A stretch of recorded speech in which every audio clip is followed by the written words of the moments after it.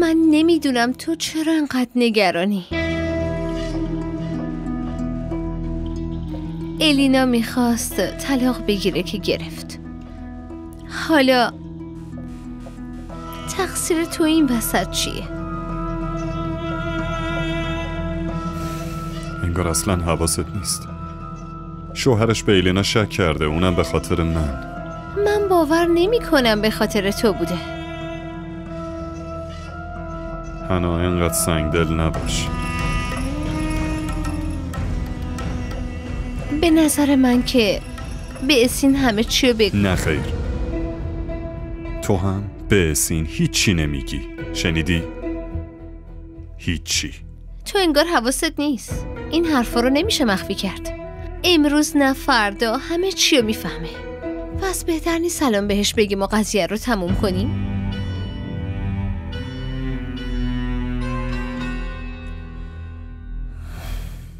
نه، من نمیتونم راجع به این جریان به اسین چیزی بگم. اگر لازم باشه حتی از زندگیش کلاً دور میمونم، ولی باید زندگی الینا درست بشه. اون موقع یه مقدار ممکن از عذاب وجدانم کم شه.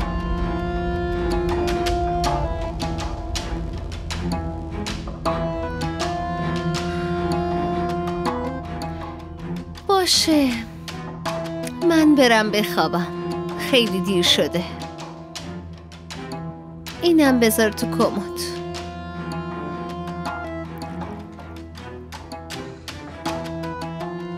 شب بخیر.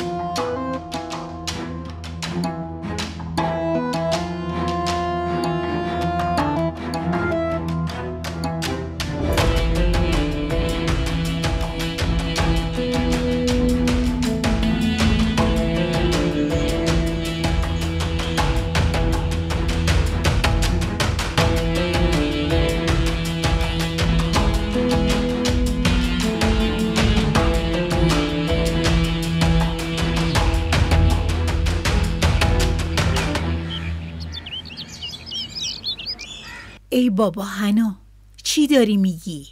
من فکر کردم وصلت اسین با الینا داره سر میگیره. من به خاطر همین موضوع میخواستم قدسیه رو ببینم. مامان ازت خواهش میکنم که دیگه پیش اونا نری. چرا؟ بشین اینجا. چقدر زود همه چی رو فراموش میکنی. ای بابا چی شده؟ چرا نرم؟ شما که خبر نداری شهزاد چقدر با الینا همدردی میکنه. منو نگاه کن مامان.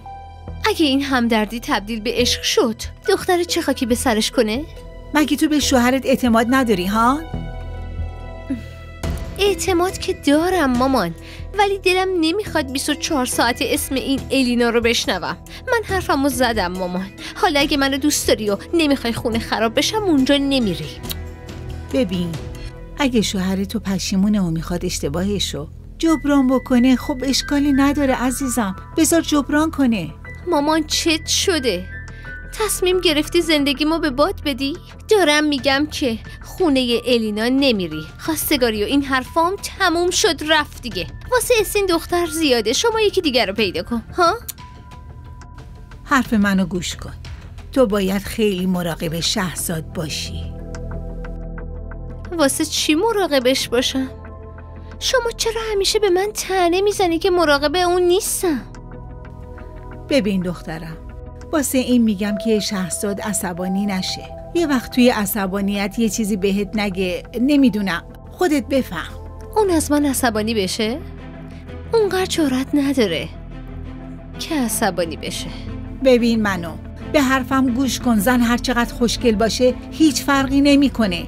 مهم اینه که زن با محبت باشه، به شوهرش محبت کنه. تو چرا اینو نمیفهمی؟ بفهم. مامان محض رضای خدا، این حرفا مال دوره شماست. الان شرایط فرق کرده، یکم مدرن باش. هیچ اتفاقی نمیفته. بازم میگم این جریان عروسی اسین با الینا رو فراموش کن. اینقدر منو اذیت نکن.